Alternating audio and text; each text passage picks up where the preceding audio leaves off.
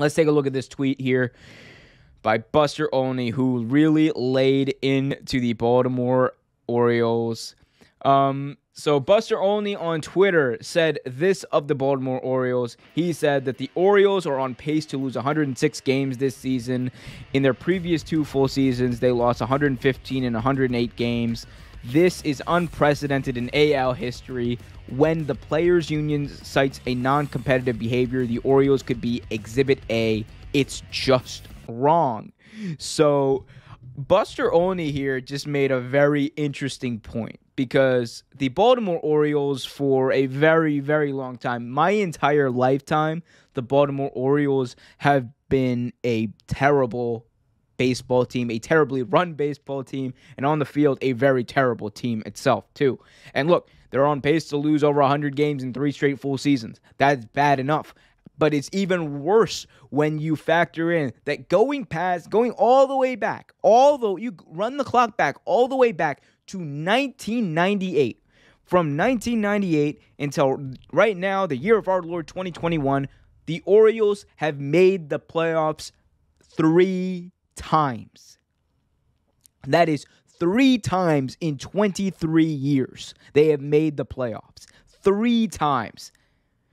And this is supposed to be one of the legendary teams in baseball. This is supposed to be a proud baseball city in Baltimore. I'm from Baltimore, not an Orioles fan. Go Nats, by the way. Always go Nats.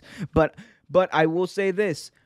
The Baltimore loves the Orioles. They love their baseball team. And the fact that these fans have been coming in every year, going to the games, going to the stadiums, buying the jerseys, no matter how trash this team is, no matter how many terrible contracts they give out, the fact that this team that the fans have always supported this team, and the ownership and the general managers always somehow find a way to fail the fans, fail baseball, and lose over 100 games.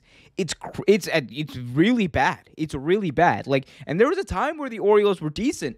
There was legitimately a time where the Orioles were decent. It was a run between 2012 and 2015, I believe, somewhere around there, where the Orioles were damn good. They were damn good. They were making the playoffs. They made the ALCS one year under Buck Showalter. But even Buck Showalter, he only brought them to the playoffs 3 times. Other than that, no other manager, no other coach has got them anywhere near the playoffs. It has just been bad.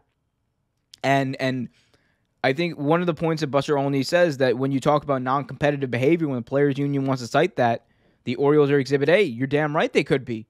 Because you get to a point where you wonder, is this team legitimately trying? What are they trying to do?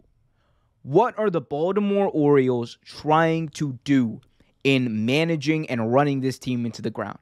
Because it doesn't matter how high their draft pick is, they find a way to make their prospects not work out. It doesn't matter how good someone might be, they end up ruining them anyway. It doesn't matter what they do. They just seem to always make the wrong decision. And when you're running a sports franchise, when you're running a premier sports franchise too, in a big league, I think that question of incompetence comes up. And I think we have to ask ourselves as fans, at what point are we as fans of a sport willing to deal with incompetence as far as ownership, as far as management of a team?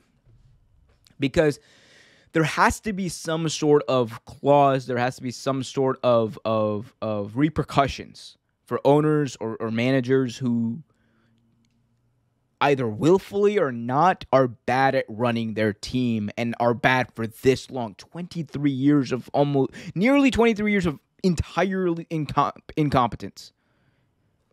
Almost my entire lifetime, the Orioles have been trash. They had 1 year where they made the ALCS. 1 year.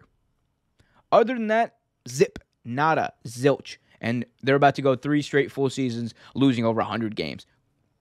It's not good. And if you're a fan of this team, it can't be easy. And at the end, how long? I know it's been 20 plus years, but how long until the fans just stop? It's criminal. I don't know what Buster Olney is assuming they should be done.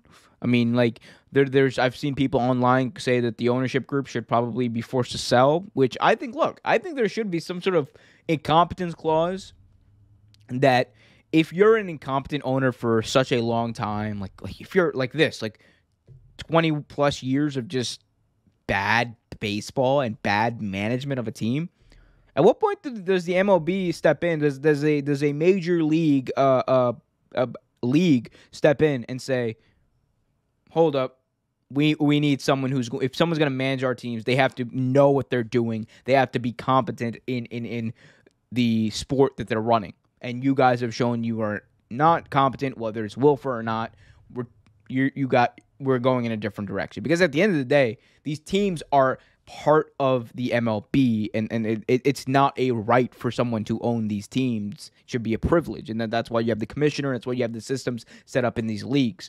So I think it's bad. I think the Orioles, especially being this bad, is not only bad for them, not only bad for Baltimore, but bad for baseball as well. So I hope something there changes. I truly do. Thanks for watching this video from Real Take Sports Talk. Remember to like, share, subscribe, hit that notification bell so you get notified whenever a new video is released. Also, remember to check out our live show every single Thursday at 8 p.m. right here on the YouTube channel. And remember, keep it real.